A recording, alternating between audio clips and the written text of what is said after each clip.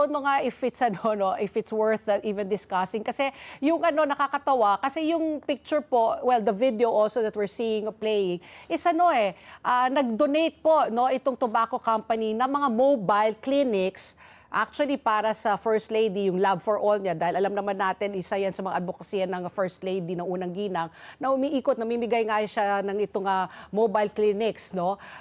Hindi ho ba,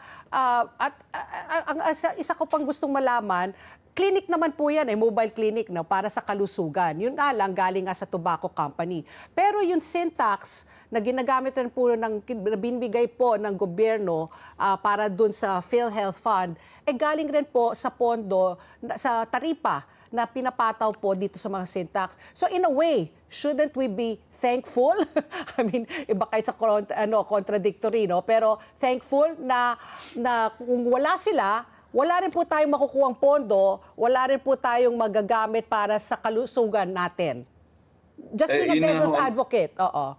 Oh, yun nga mali kasi yung 90 billion ng PhilHealth doon nag-umpisa na nasa Supreme Court, dinivert na yan sa infrastructure program. Oo. Tapos yung zero subsidy na nag-file ako sa Supreme Court, wala na tayong tinatanggap sa government, zero subsidy na nga sa PhilHealth. Dapat yung Syntax funds, yan ang dapat ibigay natin sa senior citizen, indigents, PWD or yung may kapansanan, not for peace. Since zero ang subsidy mo, nasa na yung Syntax funds? So practically, wala. Hindi ba itong movement ito, hindi na sila nagbibigay ng funds kasi 70 billion a year. Ang pinopropose ng PhilHealth is 74 billion but they give zero. Kaya nag-file ako sa Supreme Court February 25 para sa ganun, ma-declare na unconstitutional at kung manalo, ibalik. I-recast yung budget ng Kongreso kasi hindi mo naman, kaya ako, iba yung aking petition kina Attorney Vic Rodriguez kasi yung buong budget yung kanilang kine-question. Baka ngayon 60% ton disbursed na. So at least man lang yung 74 billion ibalik sa atin. Para sa ganun, meron tayong pagtustos doon sa magkakasakit. So ang question mo, bilang devil's advocate, nasasagot ko na. Nasaan yung zero binigay di walang... Wala. Pangalawa, may galawan ngayon sa Congress and Senate, nabawasan ng Syntax funds.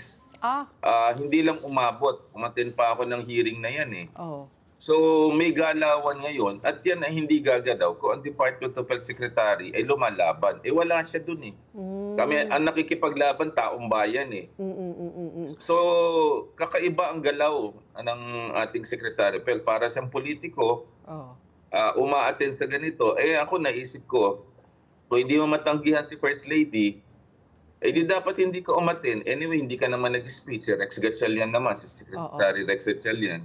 Ngayon, nandyan ka, nakatawa ka pa. So, hindi magandang tingnan. Kasi ako, bilang doktor, hindi ko alam yung ibang medical organization. Pero nakita ko, si Dr. Yu Doroteo, ang leader ng South Asian Tobacco Association, galit na galit.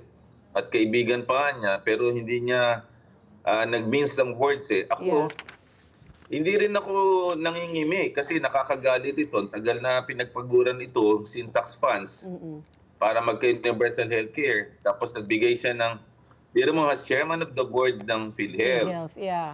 Tapos ikaw, Secretary of Health. Nakalain mong pumayag ka sa mga congressman at senado na hindi bigyan ng budget ng PhilHealth. Ba't ka pa nag-Secretary of Health? Dapat wala ka na dyan sa lugar. Kaya I urge him, honorably, mag-resign. Kasi wala kang silbi. Pangalawa, ayaw, di yung Pangulo, pero imposible yun dahil hindi gagawin yan kasi kasama nga siya dito. So, yan ang sitwasyon natin. Let's get together, Sunday 25, Sunday 25.